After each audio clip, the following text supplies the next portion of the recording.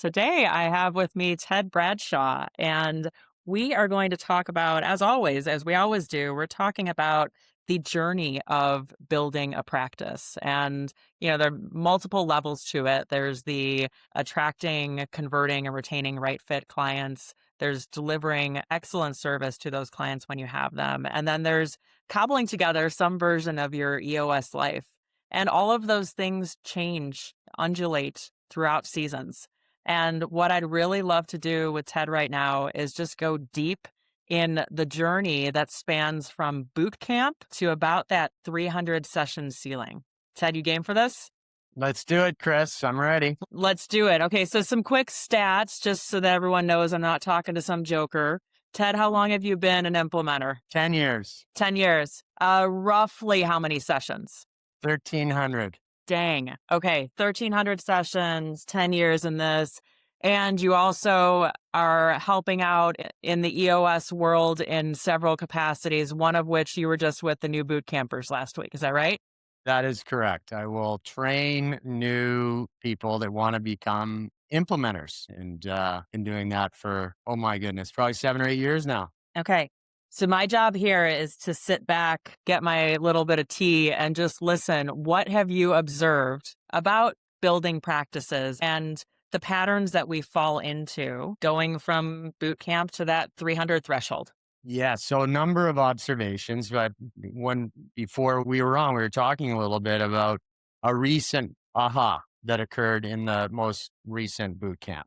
And Mm, as you know, because you've been through it recently, there is a yes. pretty significant process that entails finding great fit implementers, hopefully getting them clear on what they're signing up for and setting them up for success. And then there's that pre boot camp work that happens, and then boot camp happens, and then away you go, build your EOS, practice your EOS life. Right. Well, the condition, the process itself and the people involved are all, it's been proven. It's worked for many, many other implementers that have come before over the past 20 years or so. All the conditions, though, aren't the same every single time. And everyone's coming from their own realities, their own situations, what's going on in their life at that time. And in this particular boot camp, there was some unique things about it that had it be different, for example, than the one you attended, Okay. just in some things surrounding it, not the content, not what was delivered. And what made it successful, even though it was imperfect, all the prep and getting ready for it, was the best term I can think of for it was the commitment of the people, the commitment of the new boot campers to follow direction, trust, believe that this is the way, this is what we need to do, and then throw themselves into it. And I think that's a great metaphor for exactly how an EOS practice evolves. And I can use the Okay. same things, the things that I'm dealing with now, 1,300 plus sessions in, 10 years in, the commitment to whatever it is that I need to be throwing myself into, albeit different than you at this stage, Right. is I think a common denominator that can serve all of us very, very well. So is it fair to say that challenges will arise? It's not a when challenges will arise, but challenges will arise. Those 100%. There's 100%. I was information. just, yeah, on a previous episode chatting with Rip Tilden, who mentioned that he started his practice in 2009. I just, without thinking, just blurted out. I was like, what a shit time to start, just in terms of the economy. But you're always going to have it's going to be a different pH of the room in terms of, what you're getting dropped into, different challenges, different environment. But the one thing that is controllable is right up here. It's that headspace. Yeah, it's how are you, what's your mindset every step of the way? There's certain parameters and criteria that we talk about as far as having a great story, having a passion for this work, having a network, being able to sell. These are some of the characteristics that we talk about coming in. Everybody's going to be stronger in some of those areas and weaker in others. And that's just the Sure. nature of our backgrounds. The one thing that doesn't change though is your perception of the situation that you're in that moment. And what is it that you can do, even if it doesn't align with one of your strengths, even though you know you should be doing it, Yep. that will help you overcome, again, that challenge that you might be facing in the moment. And that mindset is the thing that's really going to give you the courage to maybe pick up the phone, call someone, let them know, hey, I understand you're pretty good at this. I'm terrible at it. I know I'm supposed to be good at it because that's one of the 4 things on the list, but I'm a little worried about it, right? That's that mindset that, okay, I'm putting it out there. I know I need this because it's, I'm going to make this work, and I'm not going to shy away from the tough things. So let's hit pause on that for a minute. So when I put together the idea of this podcast, the idea was to just go out there and collect a lot of tribal knowledge from implementers who have been doing this for a while, get their thoughts, package it up, and deliver it to, all of the people who are on this journey of building a practice. I'm curious, what are some patterns that you're seeing in terms of maybe what's preventing someone from picking up the phone? Are you, Oh, because what I'm wondering, again, I'm, the idea for this podcast was, okay, someone who's on the way to deliver a session or on the way to go do their list of 20 BD calls yeah, is almost listening to this as their pump up jam. And they're yeah, getting in the mindset. They are feeling heard and seen and all of that stuff. There's probably 1 or 2 or 3 people out there who are like, yeah, cool, Ted. I don't know who to call. yeah. Or I'm feeling lower than low. I'm embarrassed to call someone right now. Well, there's one thing that every new implementer needs, and that is a network. Oh, We're in a people business. we're in a people business.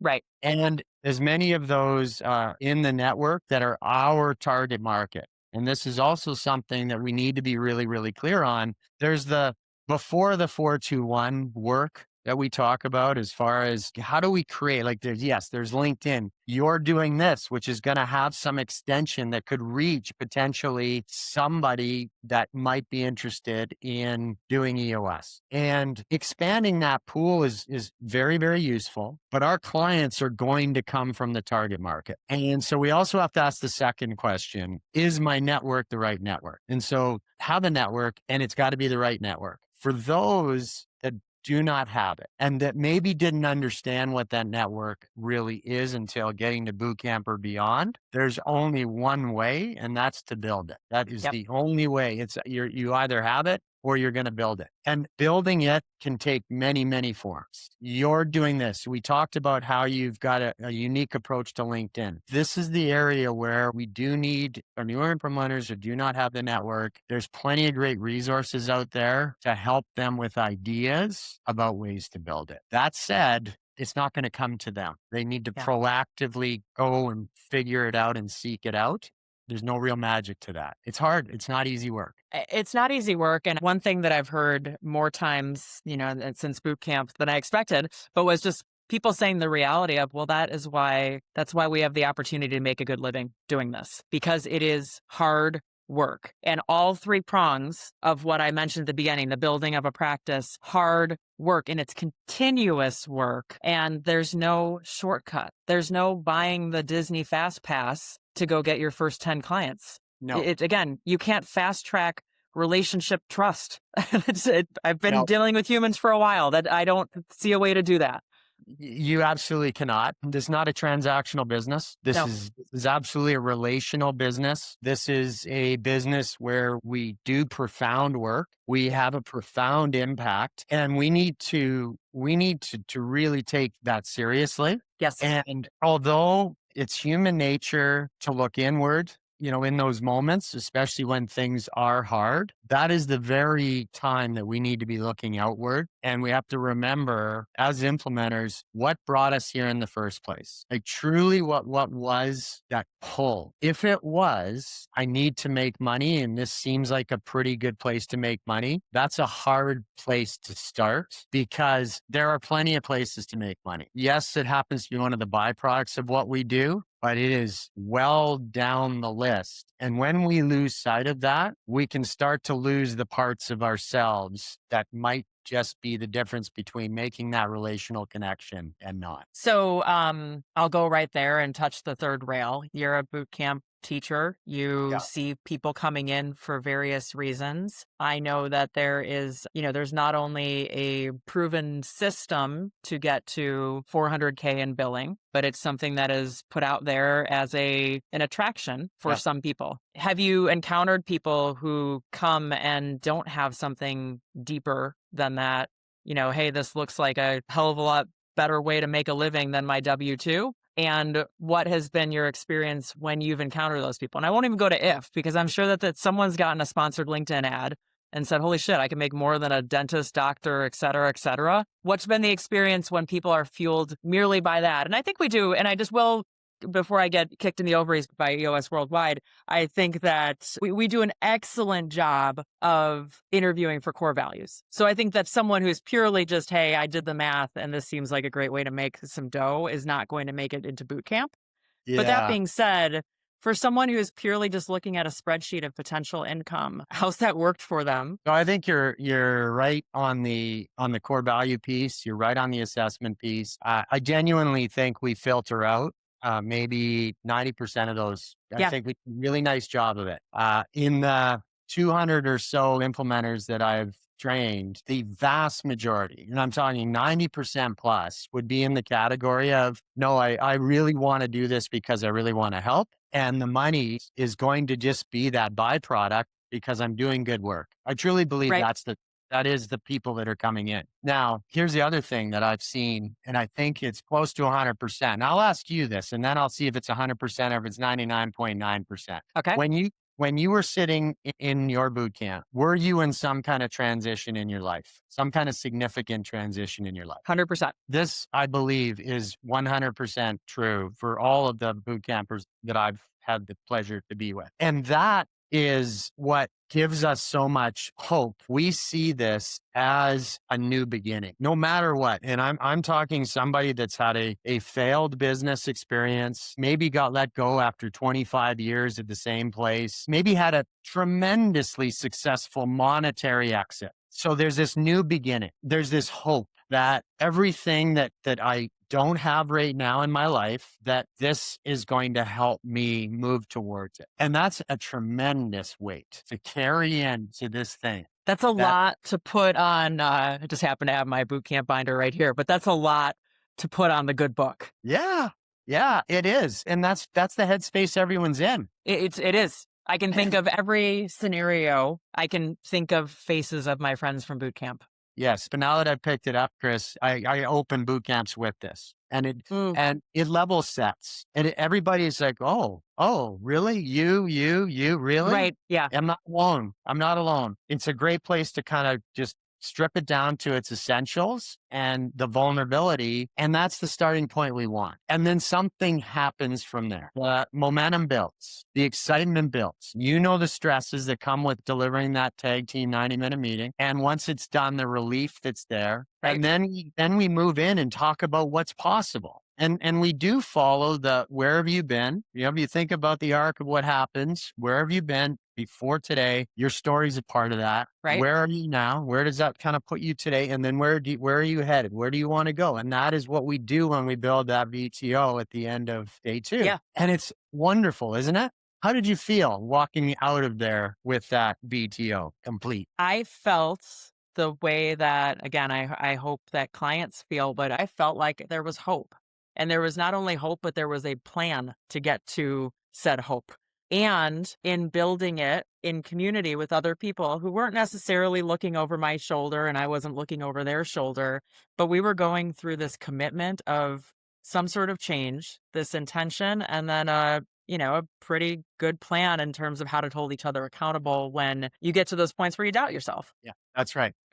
Which is inevitable. It's going to happen. That would be for me. That was about a week after boot camp. And I was in the middle of burning a bridge or burning a boat, finishing up an integrator engagement that I had. And I was on a little, as I am every week, I was on my little rental car shuttle going from the airport to pick up my car. I'd done it, the last 18 months, and absolutely broke into tears, which is not a common thing for me on the Boston shuttle bus, but it was that absolute wow, this is hard work ahead of me, and everything that seemed very oh, I'm gonna hop, skip, and jump my way into this. It just seemed daunting. Yeah, there's no hop, skipping, or jumping. There are some that ramp faster than others because the condition, but that just means their punch in the face hasn't happened yet, and it will.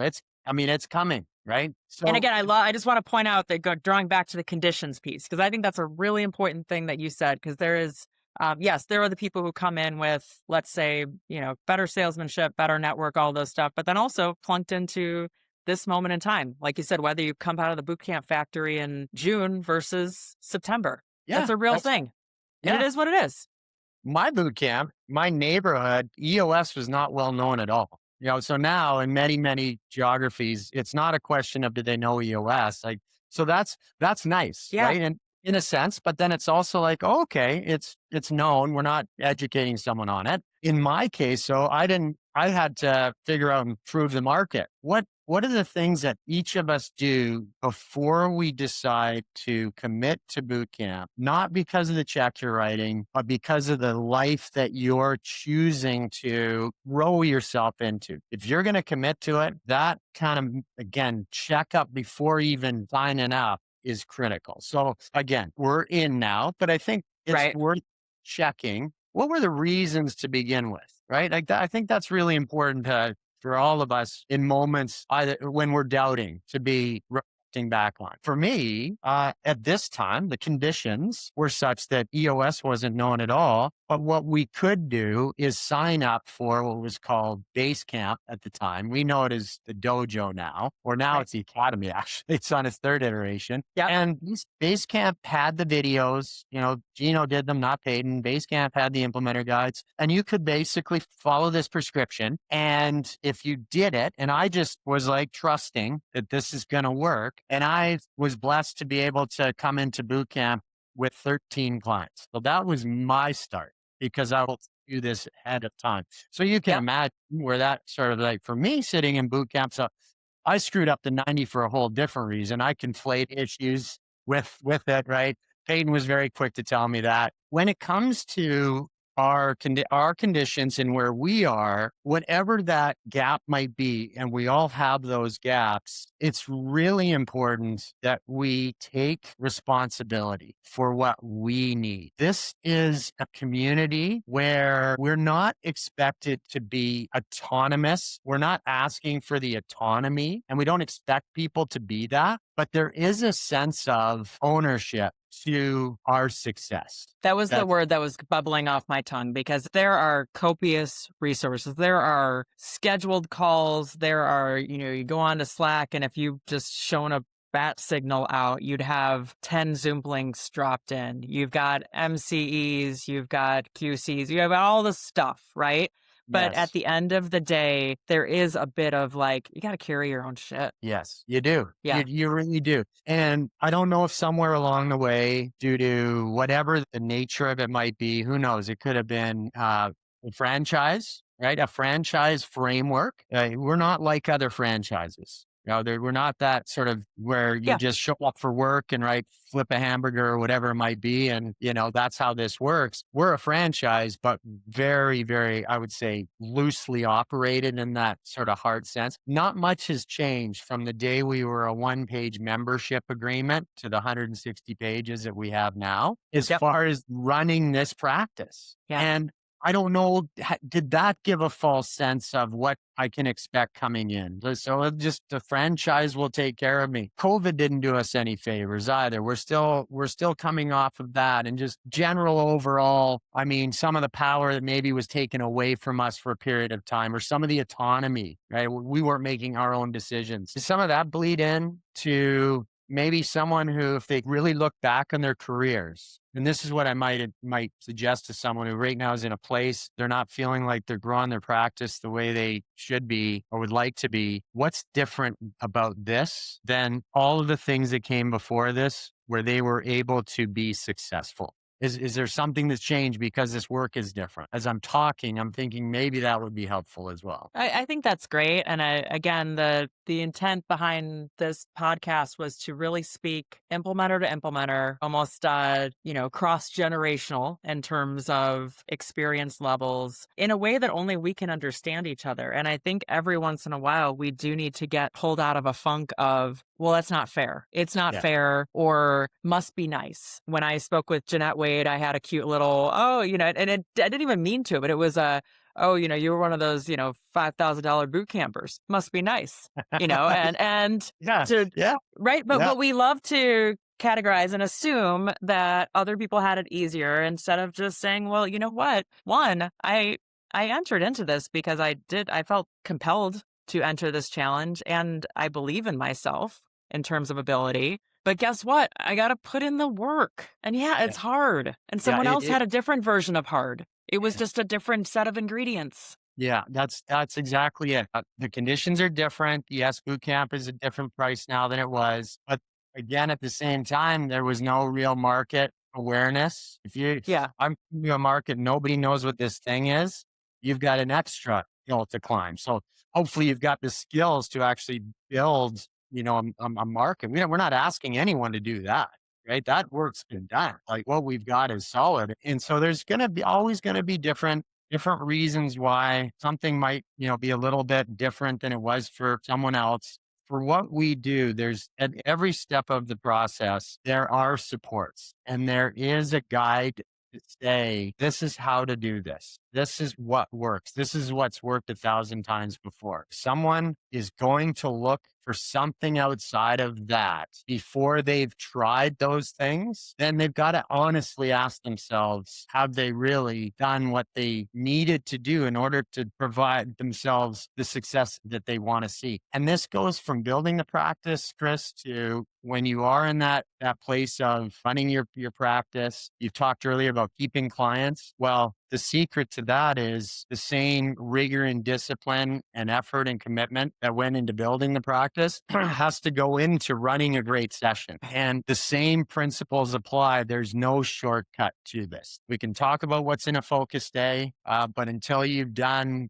I don't know, 50 of them a year, you're going to be like, well, that's new. And there's no other way around that. And as the same goes all the way through to quarterlies, annuals, when's it time to graduate someone? And then by extension, what does that mean for our EOS life? Because one of the other items that you hit on earlier was, okay, so we get to this point where the numbers might be 300 sessions. You can call it 300 session slump, these sorts of things. It's Sure. some along the way where we're feeling fairly confident in our practice, but there's now something that's maybe not aligned with our lives Yeah. because again, conditions have changed, the situations have changed, circumstances have changed. And there's a lot of reasons why a 1,000 session implementer has doubts about the next client, the next session, the next maybe year of their own EOS practice. There's a lot of reasons why that starts to creep in at that point in time. And it's not really materially different from someone who's trying to get to their 100th session. It's just a different environment with a different set of experiences and a different set of expectations. The works and the commitment that, to kind of fill whatever gaps are there still needs to be done by the individual. No, I love that. I think that's a great point for us to end on. For anyone who's listening, I know I've taken it to heart. What I'm hearing is that in this journey of building a practice, there are some, let's call them set segments of the road that they're well worn paths. Many people have gone before you. The conditions may be different, maybe raining for some, it may be snowing, it may be blistering hot. You may have different gear on. That being said, there's no stopping on the path and just crying because that's, it doesn't quite get you anywhere. You are where you are. The best thing that you can do is again, put one foot in front of the other and keep going. And that being said, knowing that there are others who have gone along this path who are more than willing to help you. But ultimately, it starts with you. And if you're not willing to put in that work, I don't want to say get out, but I mean, just, do yourself a favor and ask yourself, like, why did I step into this?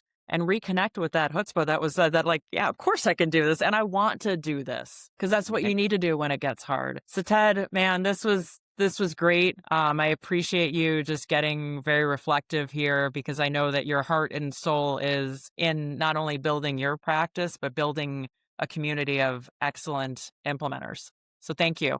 Hey, Chris, thank you. And I applaud you for taking this on. This is one of those examples that we've been spending the last bit of time talking about. So thanks for having me and kudos to what you're doing and the great start that you're having. All right. Thank you, sir.